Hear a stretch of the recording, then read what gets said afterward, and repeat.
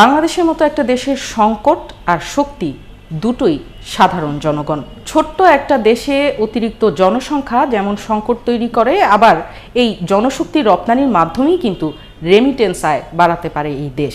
এই বৈদেশিক আয় বাংলাদেশের অর্থনীতির অন্যতম বড় একটা শক্তি। প্রবাসী কল্যাণ মন্ত্রণালয়ের সরকারি নথিতে 168টা দেশের নাম উল্লেখ করা থাকলেও মাত্র 10 থেকে 12টি দেশেই কিন্তু এই দেশের 97% শ্রমিক কাজ করেন। মালয়েশিয়া এবং মধ্যপ্রাচ্য সহ এই হাতে গোনা 10-12টি দেশেই কেবল আমাদের শ্রমিক পাঠানো হয়, অথচ উন্নত বিশ্ব যেখানে আসলে বেতন ভাতা অনেক বেশি, সুবিধা বেশি, নিরাপত্তা বেশি, সেই সব দেশগুলোতে শ্রমিক পাঠানোর জন্য খুব একটা তোড়জোড় কিন্তু দেখা যায় না। সম্প্রতি ইউরোপে জনশক্তি রপ্তানিকারক যে রিক্রুটিং এজেন্সিগুলো রয়েছে, তাদের যে সমিতি রাবিড, সেই রাবিডের তথ্য অনুযায়ী বলা হচ্ছে উন্নত দেশগুলো 31টি দেশে 87 লাখ